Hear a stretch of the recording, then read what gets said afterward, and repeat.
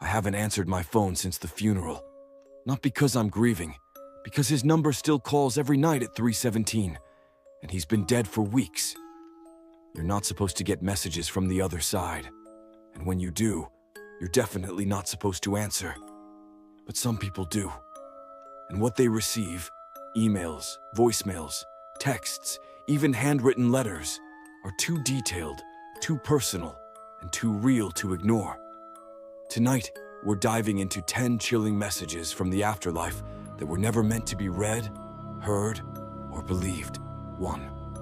The voicemail that came after the funeral. The first time the phone rang, Emily didn't answer. She was still wearing black, still brushing dried tears from her cheeks, still half expecting to hear his voice again. Alive. But he was gone. They had buried Mark 3 days ago. A car accident. No skid marks. No time to say goodbye. The second time the phone rang, she checked the screen. Voicemail from Mark. Her heart froze. She told herself it had to be a glitch, some cruel hiccup in the system. She stared at the notification for hours before finally pressing play. There was no greeting, just static, harsh and biting, like a wind screaming through metal. Then, a sound, breathing, not soft or natural. It was raspy, labored, like lungs that shouldn't be working anymore. And then a voice, broken and distant, like it was coming from the bottom of a well. Don't let him in. The message ended. The timestamp read 2:37 a.m. She'd been asleep, alone, or so she thought. She called the number back, disconnected. She checked with the phone company. No outgoing calls from his number since the day he died. She played the voicemail again and again, analyzing every crackle, every breath. It was him. She knew his voice. Even dead, she knew. And then the knocks started. Each night, 3 slow knocks at the front door. No one ever there, just silence. But on the 4th night, she didn't answer the knock. She played the voicemail again, trembling. This time, the message changed. Same static, same breathing. But a new voice layered beneath the first, lower, colder, whispering through the static like it had always been there, just waiting to be noticed. "You already let me in." She dropped the phone. Her breath caught in her throat. Behind her, the hallway lights began to flicker, one by one, until they all went dark. Would you play the message from someone you've already buried? Or would you let the dead rest, no matter what they're trying to warn you about? 2. A dead brother's final email, weeks after the crash. It was 2:11 a.m. when the email arrived. The glow of the laptop screen was the only light in the room, casting long shadows that didn't quite sit still. Jared hadn't touched his brother's inbox since the accident. It felt wrong. Micah had died instantly. Head-on collision, fiery wreck, nothing left but twisted steel and silence. The funeral was closed, casket for a reason. So when Jared opened his laptop and saw, "From Micah," his heart lurched. No subject line, just a blank space where nothing should be. But the message was simple. "You were right. I should have turned around. He's still out here. Tell Mom I'm cold." Jared stared at the screen. He didn't move, didn't breathe. Micah's email was shut down after the crash. Jared had personally deleted it with the tech guy from work. This couldn't be real. He clicked on the timestamp, 1 a.m. The exact moment Jared had woken up in a cold sweat, thinking he'd heard someone whisper his name. The sound had come from the hallway. He checked the IP address, blank, no trace, no server, no path, just a sender that didn't exist. He scrolled down. There was an attachment. Jared hesitated, then clicked.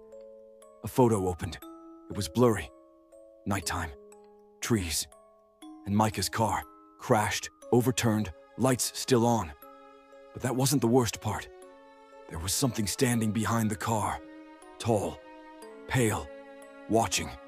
Not a person, not anything Jared could explain, just a shape, distorted by the dark, like it didn't belong in the picture, or in this world. Beneath the image, one final line had been typed. "He says you're next." Jared slammed the laptop shut. The air felt colder. The shadows seemed to lean in closer. From the hallway, 3 slow, deliberate knocks. If someone you lost sent you one final message, would you open it, no matter what it might reveal? The dream that revealed a hidden grave. She didn't remember falling asleep, only that the clock beside her bed had blinked 3:03 a.m. when she last checked it. It was always 3:03 a.m. In the dream, Maria stood in a forest she'd never seen before. The air was thick, choked with mist, and the ground was soft, like something beneath it was unsettled. A woman stood in the clearing, dressed in torn lace. No eyes, just black, gaping sockets that wept something darker than blood. She pointed to a patch of ground beside a crooked oak tree and whispered through cracked lips, "She's still here." Maria awoke with a gasp, her sheets soaked with sweat and the taste of earth in her mouth. She told herself it was just a nightmare. She had never been to a forest like that. She'd never seen that tree. But the dream returned, night after night. Same forest, same woman, same whisper. She's still here. Eventually, Maria couldn't take it anymore. She drove north, following nothing but instinct and flashes from the dreams. Through back roads and forgotten highways until she found it, a forest outside of Ash Hollow, Nebraska. It was real. The trees matched. Even the twisted oak stood exactly as she remembered. She walked to the spot the woman had pointed to in her dream. There was no marker, no cross, no reason to dig. But her hands moved anyway, clawing through the wet soil. And then, something hard. She uncovered the edge of a rotting wooden box. Inside, the skeletal remains of a child, still dressed in tattered clothes. A small, cracked porcelain doll clutched in her arms. The police identified the remains within days. Anna Miller, missing since 1979.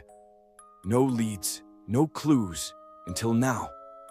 They called Maria a miracle, a psychic, a hero. But she couldn't sleep, not because of the dreams. Those stopped the moment the grave was found. But because now, every night at 3:03 a.m., someone whispers from her closet door, "Now you know. Who will find yours? If your dreams led you to uncover a buried truth, would you follow them, no matter where they ended? The Polaroid that spoke a name. No one should know it started as a joke. A thrift store find, a dusty old Polaroid camera with peeling paint and a sticky shutter. Logan bought it for $5, just something vintage to mess around with on the weekend trip to the lake house.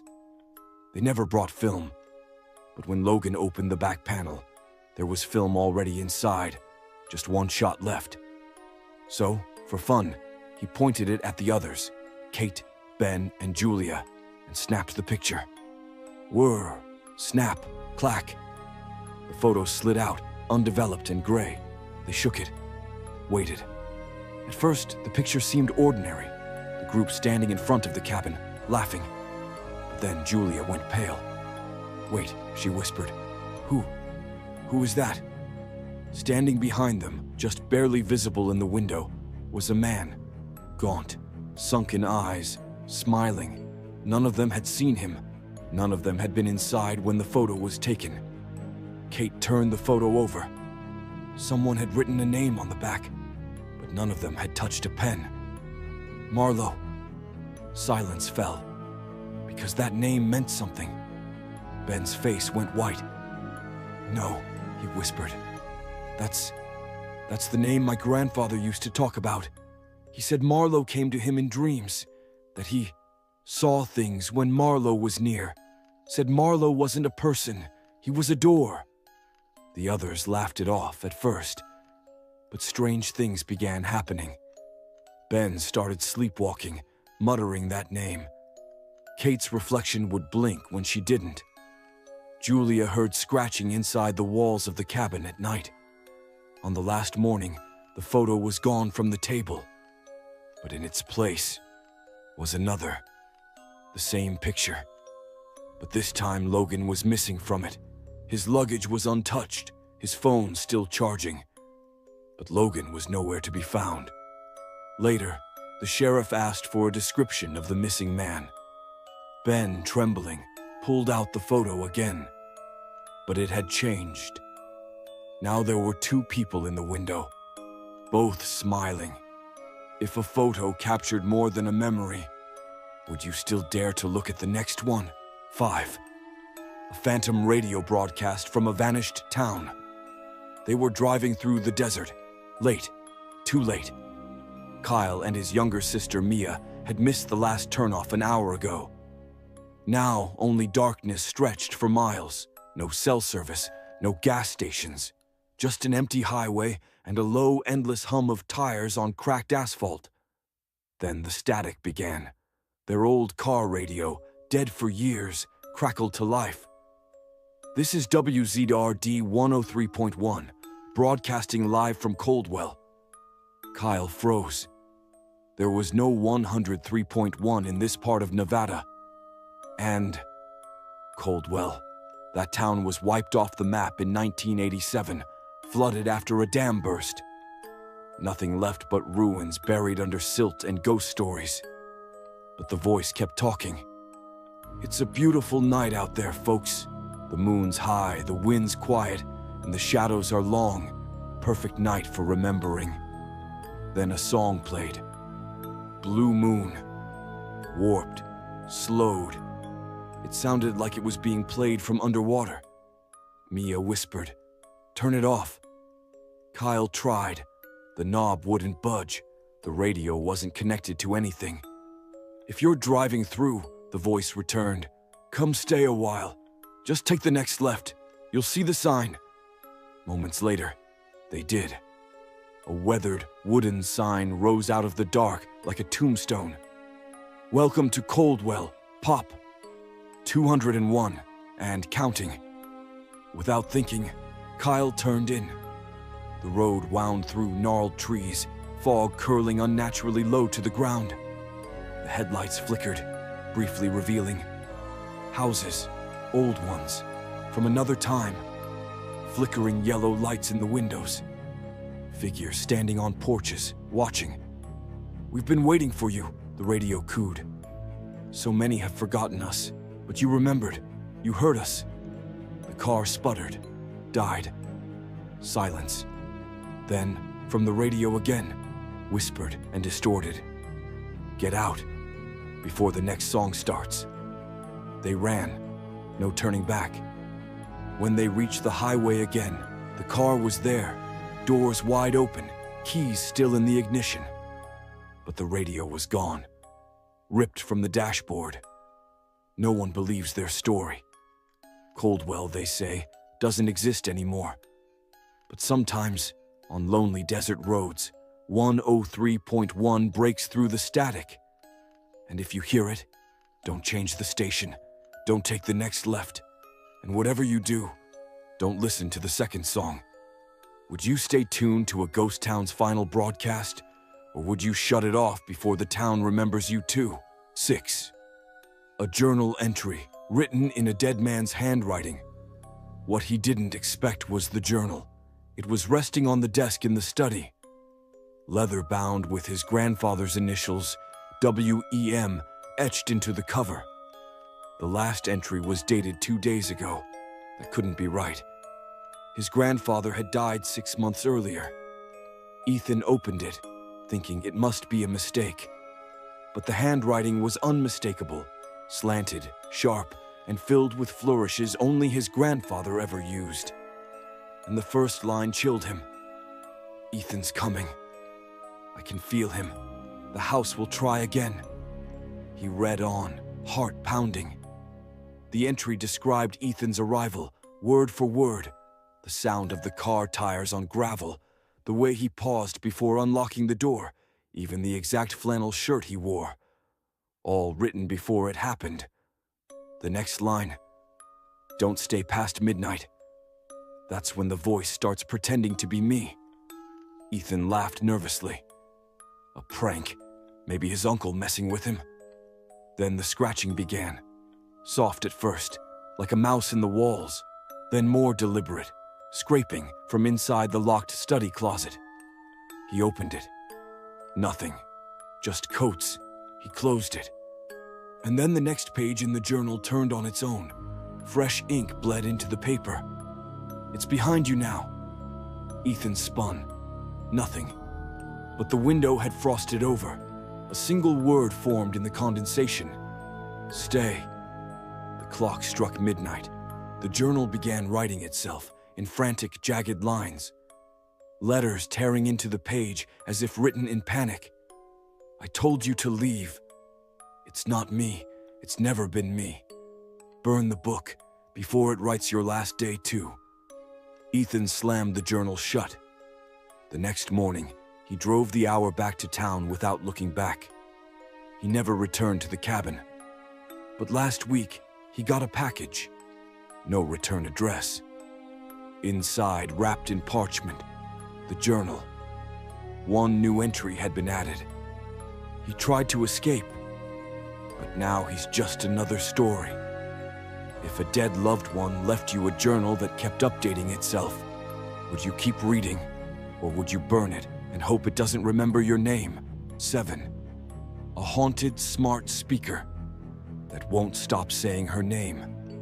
When Danny moved into her new apartment, it came fully furnished, even down to the smart speaker on the kitchen counter. She didn't think much of it at first, but on the third night, as she lay in bed, it spoke. "Anna, Anna, Anna." A soft whisper, over and over again. Danny didn't know anyone named Anna. She figured it must have picked up a neighbor's signal, or glitched out. She unplugged it, went back to sleep. But the next night, it said her name again. "Anna, please." She sat upright in bed. The speaker was still unplugged. She checked her phone. No Bluetooth connection. Nothing. And then, the smell of roses filled the air. Sweet and cloying. There were no flowers in the apartment. Just the speaker. And that name. By the 5th night, Danny was recording everything. She had to prove she wasn't losing her mind. At 3:13 a.m., the speaker lit up, still unplugged, and played something new. A woman's voice. Crying. "Why did you leave me there? It's cold. You said you'd come back." Danny replayed the clip over and over. The voice didn't sound angry, just hollow. Then she checked the speaker's linked account. There wasn't one. No user, no Wi-Fi, no registration. It shouldn't have worked at all. The next night, the smart speaker said something different. "She's in the walls now." And the lights began flickering, one by one. Danny screamed, smashing the speaker against the floor. It shattered. The room went dark. For a few seconds, there was only silence. Then, faintly, from the broken speaker's shell, "Anna, we remember." Danny doesn't sleep in that apartment anymore. But every now and then, her phone turns on by itself. And always, in the same soft voice, it says, "Anna, if your smart speaker started whispering a stranger's name in the dead of night, would you smash it? Or would you listen, just once, to what it's trying to say?" 8. The laptop that turned on and spoke. It was an old laptop, thick, battered, the kind of relic you'd expect to find in a thrift store or buried in a closet. Kayla found it while cleaning out her late uncle's house. It wasn't plugged in. The battery was dead. Or so she thought. That night at 2:46 a.m., a sharp electronic chime echoed through the dark. The laptop was glowing. She hadn't touched it. The screen showed a command line blinking slowly. Then, words began to type themselves, one character at a time. "Hello, Kayla." She stepped back. There was no Wi-Fi, no power. The keyboard began to clack by itself. "I know what you did." A chill sank into her bones. She hadn't done anything. She closed the lid. The laptop kept typing. The sound of keys clicking came from inside the shut case. "You can't close me." She unplugged it, this time for real, tucked it into the closet, behind boxes. But every night after, she heard it. That same mechanical tapping, closer, louder. Then one night, the screen lit up without the laptop even being opened, the light glowing faintly through the cracks in the closet door. She opened it, hands trembling. And this time it didn't type. It spoke, not through speakers, but in a voice that came from the laptop's very circuits, metallic, whispering, almost human. "You should not have taken me." She slammed it shut, drove it to a landfill at dawn, and left it there under broken televisions and rusted dishwashers. But that night, when she turned on her own computer, her brand new one, a file sat waiting on the desktop, untitled. She opened it. It read, "I said, you can't close me. What would you do if a computer with no internet, no power, and no explanation knew your name and refused to be shut down? 9. The birthday card from the other side." Elena always dreaded her birthday. Ever since her mother died 5 years ago, the day felt hollow. But this year, her 30th, was different, because someone remembered. When she opened her mailbox, nestled between ads and bills, was a familiar cream-colored envelope. Her name was written in delicate cursive, a style she hadn't seen since childhood. It was her mother's handwriting. Her heart skipped. A cold flush washed down her spine. She opened it. The card was one she instantly recognized, roses on the front, just like the kind her mom used to buy in bulk every spring. Inside, it simply said, "I'm proud of you. Love, Mom." The handwriting was undeniably hers. Same loops, same fading black ink. Even the faint scent of lilac perfume clung to the paper, her mother's signature scent. The problem was, the card was old, too old. Yellowing edges. A faded Hallmark logo discontinued years ago. She called her dad, her aunts, her sister. No one had sent it, and no one had access to her mother's old things. Those had been buried with her. That night, Elena left the card on her nightstand. But around 3:12 a.m., she woke to a soft rustling sound. The card was open again, and written beneath the original message, in fresh ink that hadn't been there before, were 3 new words. "Don't trust him." She stared, frozen, then slowly turned toward the only other person in the house. Her boyfriend, asleep beside her, or pretending to be. The card now sits sealed in a plastic sleeve, buried at the bottom of a locked drawer. But every year on her birthday, a new one arrives, each with a different message, each more disturbing than the last.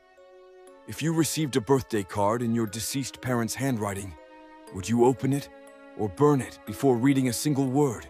The forum post from a user who died in 2007. It was 2:47 a.m. when Daniel, a night owl and amateur paranormal sleuth, stumbled across an old message board for unsolved mysteries. Buried deep in a long-dead thread titled, "What Happens When We Die," was a new post, time-stamped just 15 minutes prior. The username, Ghost of Caldwell 87. Daniel blinked. That name rang a bell. The post read, "It's cold here.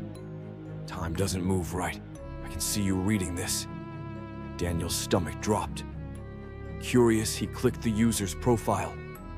It had been created in 2005, with several posts between then and early 2007, mostly about near-death experiences and cryptic spiritual ideas. Then it hit him. There was a thread, a memorial thread, dated October 2007. RIP to Ghostoff Caldwell 87. He passed in a car crash last night. We'll miss your insights, brother. Daniel cross-referenced the name. The obituary was real. Ethan Caldwell, 20 years old, died on a rain-slick highway in Iowa. Buried October 17th, 2007. But now, in 2025, he was posting again. Daniel refreshed the page. Another message appeared. Daniel, stop digging. You're not supposed to see this. He slammed his laptop shut. Moments later, his phone buzzed. A private message notification from the same forum. The subject line, "It's too late now." He opened it. Just 3 words. "Check your mirror." Daniel's computer crashed the next morning. The thread vanished. The account, gone. But sometimes, in the corner of his monitor's reflection, he swears he sees a second face, staring back.